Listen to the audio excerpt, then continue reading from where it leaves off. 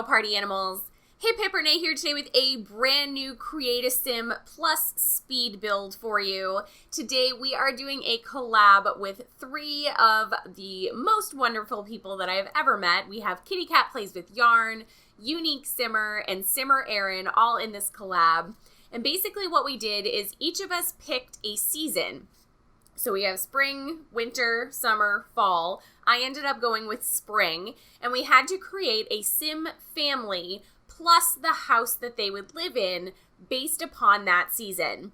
So I started off with the mom of my family, whose name is Poppy Springdale.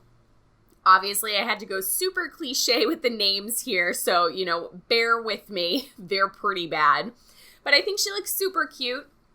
I love her outfit. I went really pastel with most, if not all, of the Sims that I created, as well as their house. Their house is very pastel too.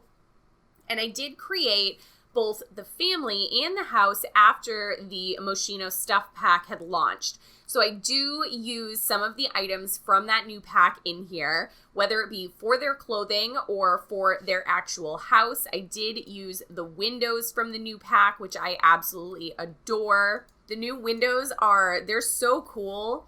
I feel like they go with a lot of different styles of builds. You can definitely, use them for their intended purpose, which I think is more of an industrial look. But when we come to the house, you will notice that I did, kind of just a cutesy Cape Cod style house. There's nothing really, super crazy special about this house or anything, but I did end up using those windows, and I think they ended up looking perfect with this house. So then we have the dad here, Juno Springdale. I don't remember where I got the name Juno. I think I was trying to think of a month name like May, June. You can name girls that, but there's not really any months, especially spring months, that, are men names. So I went with June, Juno, whatever. I don't even know where that came from. And then we have the baby. I believe I named her Daisy. I don't remember off the top of my head, and I have not named her in Cass at this point yet, so I'm pretty sure her name is Daisy, but I could be wrong. I think she is so cute. I don't know why I don't ever use this hair, because this hair is precious. It's so cute. I think it looks perfect with these little pink glasses, too. They just really work very well with her hair and her features, and I actually want to see what she looks like when she grows up, because I bet she would be really, really cute as a teenage sim. So we are finally going into the actual house build here. This one took me a little longer than I would care to admit. I have been having a really hard time lately. Let me know if you guys are feeling this way too. I don't know if it's the summer coming to a close, or I've just been really busy lately and I'm finally starting to get some downtime, and I'm being a little protective of my downtime, I think.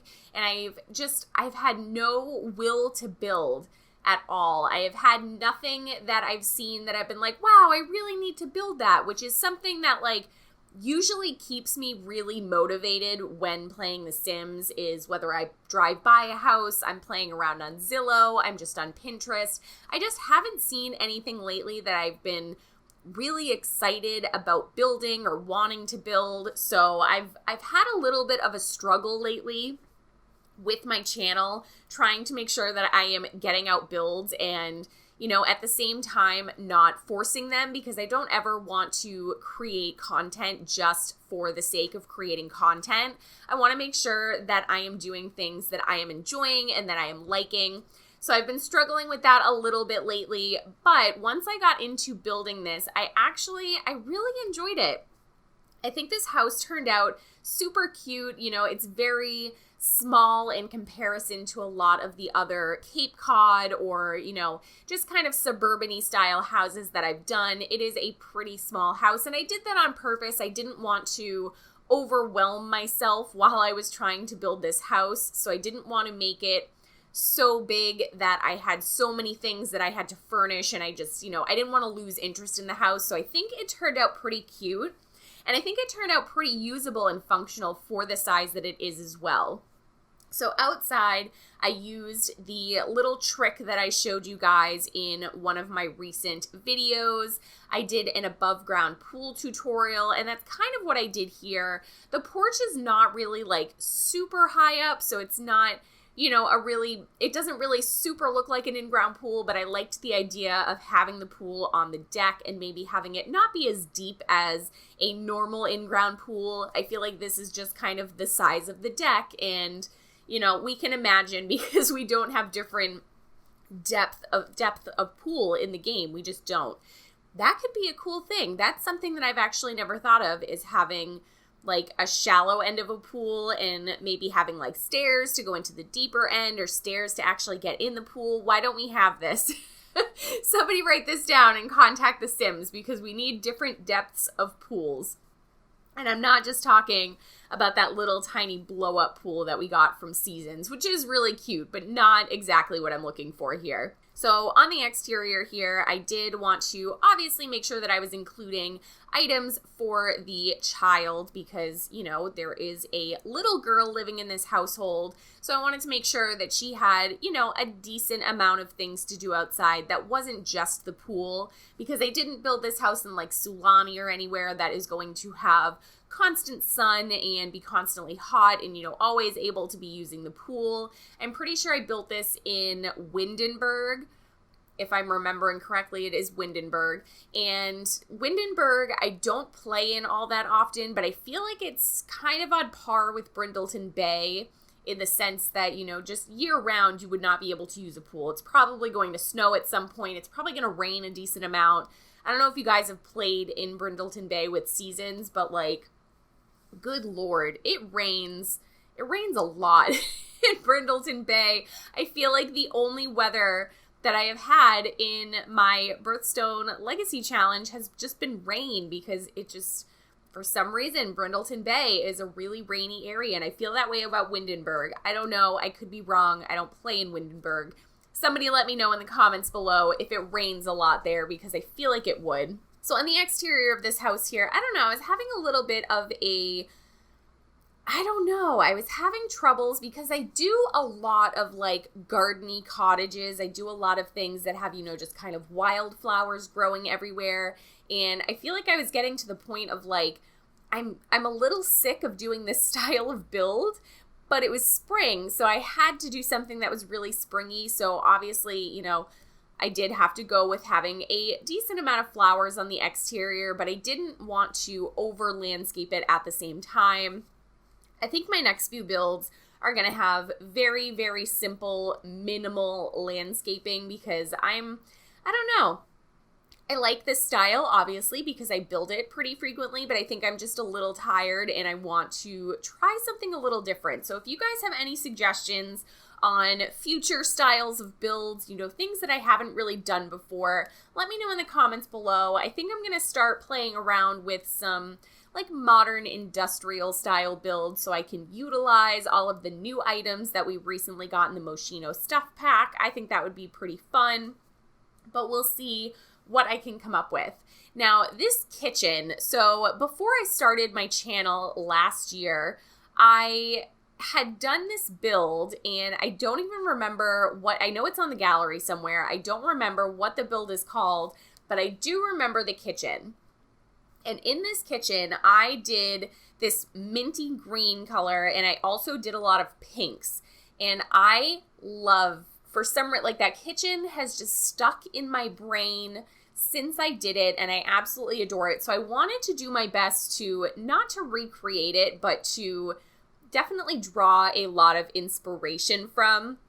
So I did do, of course, the minty greens, and then I just added in a few little pops of pink here and there. It's not a lot. It's not overwhelming. I feel like this, despite being a colorful kitchen, is still a very livable kitchen, which sometimes is a little challenging when you want to use the fun colors in The Sims, because some of them are pretty over the top, and to make it look like an actual house that somebody would actually live in can be a little challenging here and there. But I think that I struck a pretty good balance of having all these cutesy pastel colors that remind me of spring, as well as, you know, obviously just normal usable colored items.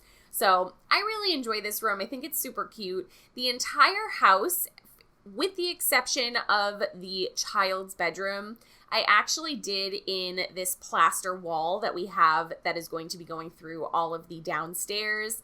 So I thought having just a kind of like a blank slate or like a white wall would be really easy to bring out all of those pastel colors, because some of the walls, while having really good pastel colors, they don't quite match the items that we have in the game.